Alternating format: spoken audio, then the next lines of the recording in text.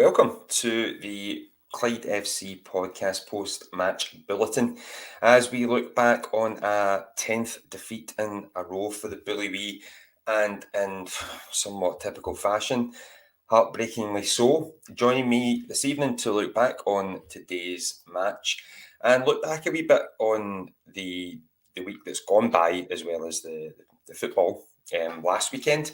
I am delighted to be joined by Graham Murray. Graham, how are you doing?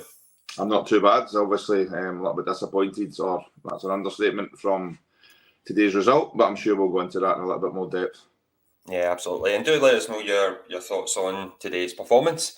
Obviously, the result wasn't what we were praying and hoping it would be, but certainly some positives to be taken from the game, at least in the performance side. But we will come to that. First of all, fully aware that there'll be a lot of fans that will be looking to discuss the statement that was released on Wednesday. However, due to the ongoing nature of this, we are not able to discuss that in any real detail at present, at least until the club put out any other kind of future statement on that. So we do appreciate that would be a big talking point for the fans, but we hope you appreciate that we have to take the club's line on what we can and can't discuss on this platform. So, Graham, let's get back to today. Wasn't looking good for 10 minutes. Don't think we started particularly well. We'll look at the lineup as well. In fact, before we go into the mechanics of what did and didn't go well throughout the 90 minutes, what did you make of Alan's decision on the starting lineup today? And when you're driving through and you see the team, and you automatically think it's one up front, and you think, oh, maybe is that a little bit lacking in ambition, and you just wonder, is it just continuing on with the kind of team selections that have not served us very well the 9 games previously? So, yeah, a little bit surprised from a fan point of view that Jordan was dropped. If he was dropped, then maybe he had an injury. But it looked to me that he wasn't selected. Obviously, it was good to see Cuddihy back into the starting lineup and Paul Kennedy, both injury outs before the game. But the team line from before the game kicked off was one of, well, obviously we'll see how it goes, but it looks like one that has been set up to be one pragmatic. One that doesn't is looked to counter maybe what Alloa was going to do and maybe try and hit on the break. Yeah, the shape as it turned out, we did see Curtis Roberts pushed far further up the field. Yeah. What did you make of that decision and furthermore Curtis' performance today? Well, to combine the two questions there, I thought Curtis Roberts was, in my opinion, a man of the match. Today obviously got the goal, but it turned out to be a very good decision based on his performance today and the fact that he wasn't playing as a number 10, he was playing as a striker alongside Ross Cunningham, and he worked his socks off until he couldn't work anymore, and the legs had sadly gone from him today, and we definitely lost a little bit of momentum when he had to be substituted. But for me, it was a bit of a revelation fact that how well he played and how he got us up the park. And we've spoken in the past on the podcast and in person about the nature of the goals we were losing and the pressure that was put on the defence was self-inflicted at times, but we weren't defending from the front. Yeah. And when you had somebody that was retaining the ball and getting us up the park like Roberts did today, it made us, a better unit in the fact that we weren't having to defend as much. So we were defending a lot better from the front today. And obviously it brought a lot more in Ross Cunningham's game today as well. He played better and performed at a better level than he has been, but that could go right across the board. So it was, I wouldn't say it was an inspired, decision, but it was certainly one that worked. But again, Alan Moore's seen and obviously knows about Curtis Roberts' ability in that position and felt comfortable enough to put him in there, and it worked very, very well. So looking ahead then, would you be hopeful that come next week that Curtis is deployed in a similar role, or do we need to look at it opponent per opponent, and Airdrie are going to be a lot more confident after putting an end to their own particularly difficult run of form today with a very impressive 4-0 victory over Montrose? I think he's certainly earned the right to start up front next week. There's no doubt about that. He got us a goal. So on the basis of today's performance, 100% he should play in that position next week. If fit. Yes, if fit, and hopefully it was just a tiredness creeping into the legs. So much akin to recent games, we didn't start particularly well, and it was a bit of another giving the ball away error.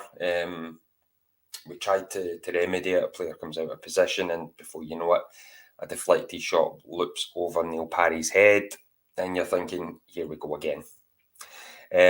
Your thoughts on the opening goal, Graham? Obviously, we're looking to counter, and before you know it, it's 1-0 Alloa. Yeah, very much self-inflicted, wasn't it? It was a typical goal that we are losing at present. All comes down to one side, and it was just far too easy. It was, again, without sounding repetitive, it was just the kind of goal that we have lost on this horrible run. It wasn't something that the opposition had to work terribly hard, to get a goal from. And from that point, it was just, here we go again. Yeah. So, very much a very, very poor defensive goal to lose, but very much akin to the goals that we have been losing. So that was, if anything, the disappointing thing to take away from today was that continued. Yeah. And it certainly has to be something that is looked at training and games moving forward, and we need to be more conscious as to every mistake we're making is causing a goal. But you're going to make mistakes at this level in these games, but we need to be making mistakes in better areas, if you like. We can't be giving a team like Alloa, or any team for that matter, a 1-goal start. Yeah, so we need to make better mistakes, I think, is the take from your point there, Graham. We're going to make mistakes. I completely understand your point. Yeah, everybody makes mistakes, even the loftiest and the even in business. The lofty businessmen out there will make mistakes from time to time and get things wrong. But everybody will make a mistake. It's just that we are having serious ramifications of the mistakes that we're making. And as I said, we're giving teams a goal of a start, and they don't have to work too hard for it. They don't have to earn it. Yeah. So you mentioned it there. You're 1-0 down, 10 minutes. You're already on the back of this horror run. Very appropriate that this is a Halloween weekend. It took a wee while for the boys to get going, I think, especially the midfield. Took a wee bit longer to feel their way into the game. Yeah. However, once we did settle down, probably by 15 to 20 minute mark, the improvement was marked. It was a marked improvement, in my opinion. Ross Cunningham had our first real go at goal. Both he and Curtis Roberts were very adamant that there appeared to be an arm blocking it. Now, I can't say from my angle that I could give a definitive opinion. Was your opinion, or your view, slightly better 3 along from myself? It wasn't, to be fair. However, I think at times, when you're sat in a home stand or away stand or behind the goal, you think things are obvious at times, and then you see reactions of players. There's a ball goes out in the second half, we're convinced it's a throw into Clyde or it's an offside, and the players are not complaining about it. So we comment at the time to say, well, nobody's complaining about it. Ross Cunningham was very, very quick, and Curtis Roberts was very quick to complain that there wasn't a decision given at that point in time, and it wasn't just a token complaint, it was quite a vehement complaint Yeah, that there was something amiss with that. And obviously at that point in time, the referee never spotted it. Yeah. So, but you're right, we did grow into the game. Cunningham did have that effort, but we started to, Curtis Roberts, who I mentioned previously, he started to get on the ball more, started to get us up the park more, and we started to grow into the game much, much better. Yeah, I hope I'm not getting the timeline wrong here, but I believe the Peter Grant disallowed goal was just before Ewan Cameron, I think, came close at the near post. If I get it, we'll cover Ewan Cameron's chance first. Just in case, because my memory's terrible. Yeah, it is. It was thanks. It was some actually decent play down the left-hand side. Curtis Roberts at the heart of it, and I believe it might have been Paul Kennedy who put the ball across eventually. Ewan Cameron's made the near post run, just not quick enough or potentially long-legged enough to poke the ball home. But there was signs of encouragement. And then we come to the Peter Grant disallowed goal, and hopefully, Andrew, I appreciate you have made a comment, and we can't bring that up due to the Graham's running away from me here. Due to the official nature, we need to be careful what we say. However, I think a lot of Clyde fans leaving today were, shall we say, miffed at some decisions that we didn't get or certainly went against us. The first of those, if not the handball from Ross Cunningham, certainly the decision to rule out Peter Grant's header somewhat fortuitously for the Alloa keeper. Well, I think if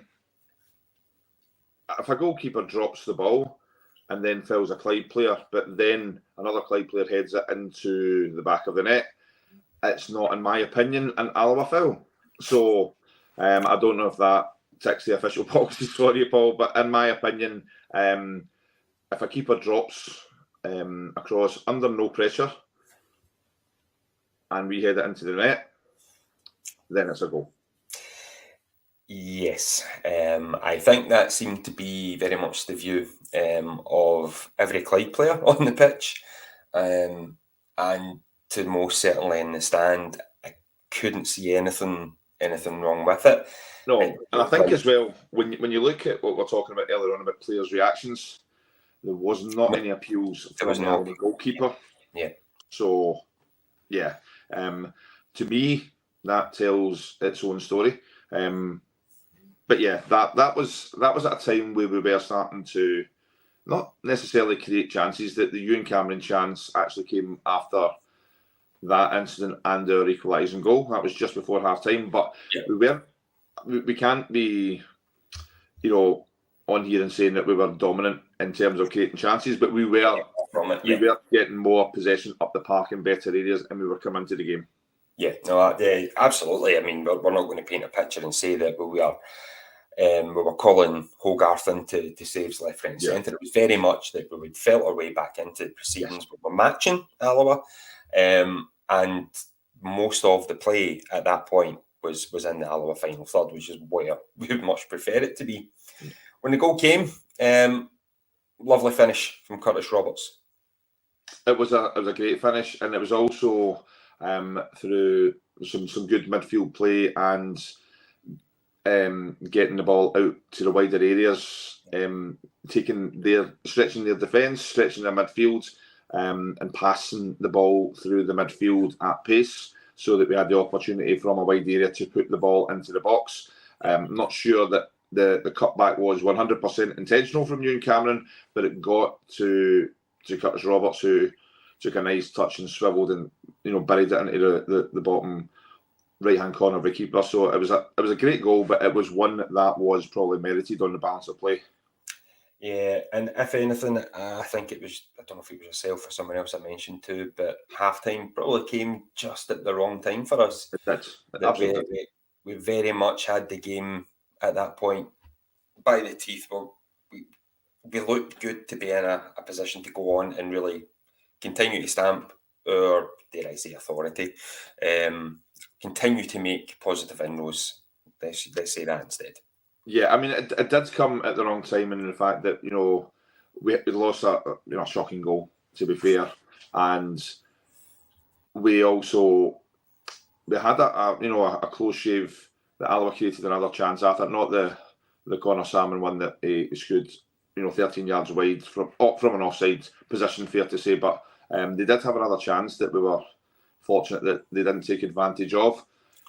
But once we kind of let that one, we got off the hook slightly with that, we gradually built ourselves into the game, and we were passing the ball better. As I said, we'd created the chance, the disallowed goal, and we got the goal from Curtis, and then, as you mentioned there, the chance that we had from you and Cameron just about on half time. So it was at the wrong time for us in that point of view, and obviously after that we had to make some changes at half time as well that maybe disrupted the way that we had finished the first half.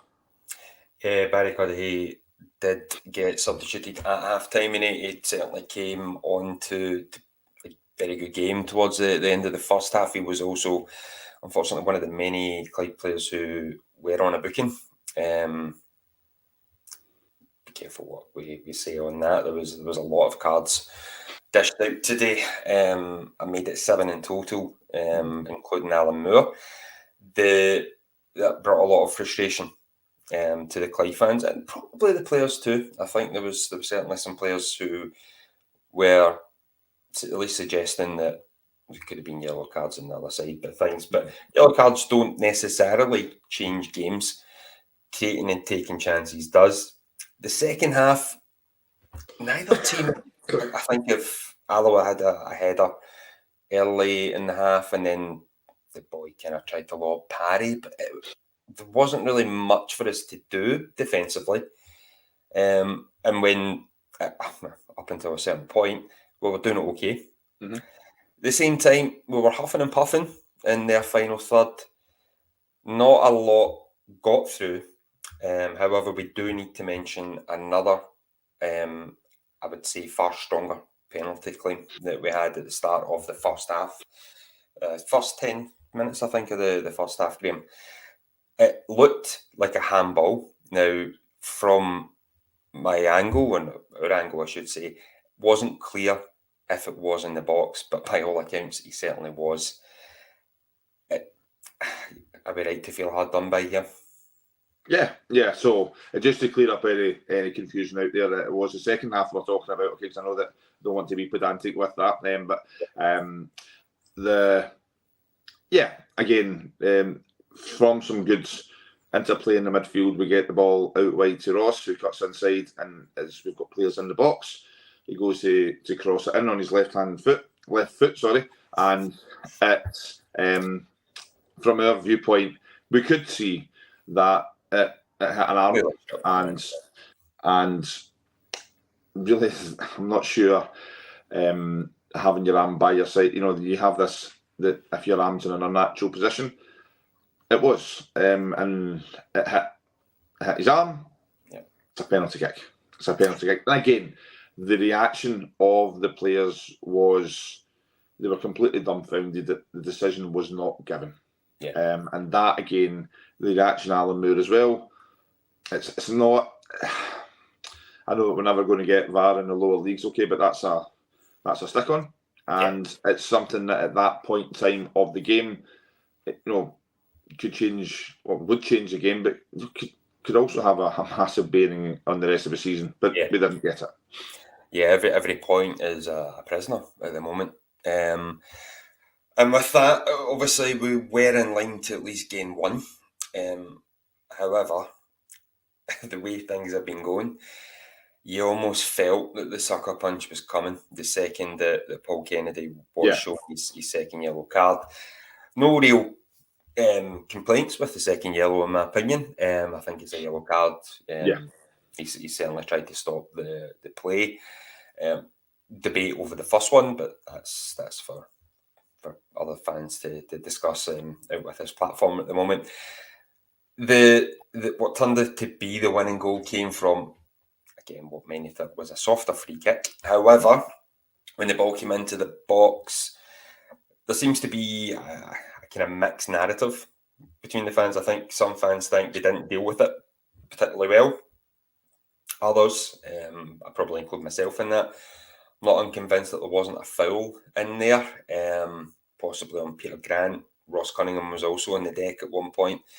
Your thoughts on the winning goal then? Was it a foul, or was it just we didn't deal with it well enough, or is it both? It's both. It's a combination. From my viewpoint, again, I actually thought it was Ray Grant that was fouled, but also Ross Cunningham in the lead up to it as well. I would say that, again, it was a soft free kick in the middle of the park that led to that. But yeah, before the free kick takes place, it's the free kick that should have been given, to Clyde. It's a fairly straightforward lofted ball into the box, which the Alloa player wins. Mm-hmm. So, we had Brian McLean and Peter Grant winning a lot of headers today against, one of the more difficult forwards to play against in Connor Salmon in terms of his aerial ability. So he went off and we lost that header. So we lost the first header at that point in time. Then, yeah, there could have been decisions that went away, but losing that first header then creates the chance for Donnelly to get his second goal of the game and ultimately the winning goal, because that was literally the last kick of the game. But I totally agree that, when Paul Kennedy got his second yellow, and yeah, it was a booking, probably maybe the clearest booking of the match. We kind of thought, here we go again. So it's kind of symptomatic of what's been happening with us just now. Yes, there's been many occasions in the last 10 games where we have deserved absolutely nothing. There's been one or two occasions where we absolutely deserved more than we got, and other factors have contributed to us not getting anything. So hopefully the decisions, but also the luck that we've not been getting at times, might be turning for us soon, because it certainly hasn't been there the last 10 games. Yeah, and brought up Andrew's comment here, and the work rate from the players cannot be questioned today whatsoever. Last week as well, I think we, there was comments about how well we were competing in previous games, which I didn't disagree with. Last week there was a lot more competitive in the game. Definitely today. We go back again to the Curtis Roberts. He ran his socks off today until he couldn't run anymore, and that's a player that's just recently came back into the team. So maybe a stretch of more game time under his belt, because I don't believe he was injured, could benefit him, but also could benefit the team based on his performance today. So there was no lack of effort there at all today, or last week for that matter as well. And in terms of being able to compete in the matches, at least there's been that in the last couple of games, but it's still 0 points. Yep, and that's ultimately what we need at the moment. The league table looks even grimmer, unfortunately. Next week, it's a home match at least. It's a toughie. There's no everyone is a tough game at the moment, Graham. But the performance, you're looking for the same levels, but you're really going to need to take it up an extra one for next week. I think if you get, it's very much easier said than done, but if we are able to not give a team like Airdrie, who need no encouragement, a goal of a start, and we continue to play with the same intensity from the front, then we can put in a performance and we can put in a shift against any team in the league. The Airdrie game earlier on in the season, where we lost 5-0, we were more than competitive for 2/3 of that match. Yeah. But we had gifted them already a goal in the first half, and then we compounded that with another very, very poor defensive goal. So if we can cut that out, and that, again, easier said than done, it has been our Achilles heel very much. But I don't see any reason, if we can eliminate that part of our game, that we can't build on what was out there in terms of effort today. But along with that, some decent play. It wasn't an outstanding performance, but it certainly was a performance that deserved more than what we walked out with. Yep. And I think it was appreciated by the fans in attendance. It's fair to say that not many, have been applauding the players in recent weeks. But despite it being a 2-1 defeat, the players were applauded off to a man today. And it was reciprocated because the fans were fully behind the players. And I thought that was good to see, because it's been tough. It has been very, very tough. I mean, it's difficult to host a show week in, week out when you're trying to keep things positive, but there is only so much you can do in that front. But it was good to see that the players appreciated what the fans put in, and the fans likewise with the players. Yeah, and it was deserved, and the fact that for a Clyde fan, as long as I've been and you've been as well, you know that you're not going to win every game, and you might lose a game or two. But if they see a team that's out there trying and playing for the jersey, then the Clyde fans will always applaud that and appreciate that. So that's why, yes, there was a sense of injustice from many of the fan base today as to how the game ended up and the manner in which we lost. But the efforts that were put in were deserving of our appreciation at the end of the game. Yeah, and I think probably for the first time, certainly in a good while within this run, a lot of the times you've kind of felt leaving a bit numb, but today it felt, it hurt.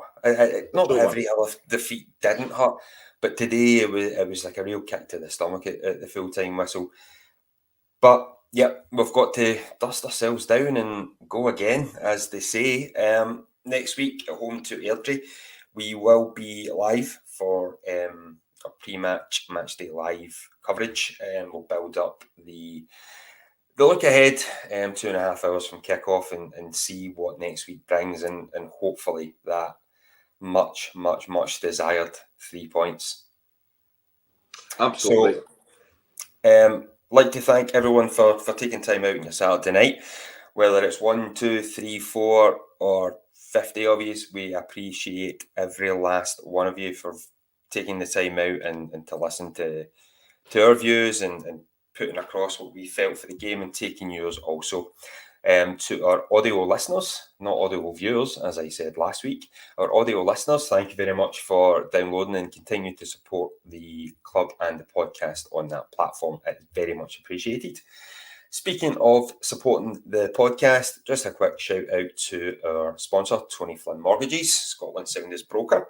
In this current climate, especially with the mortgage rates being what they are, why not reach out? If you're looking for a mortgage, reach out to Tony Flynn Mortgages, quote Clyde FC podcast, and the Community Foundation will benefit to the tune of £100 as a result. So that wraps us up. Graham, thank you very much for, hope I've not keeping you away for your dinner. And enjoy the rest of your night. Try and enjoy the rest of your weekend, Clyde fans. We'll be back next Saturday, and until then, come on the Bully Wee. Come on the Clyde.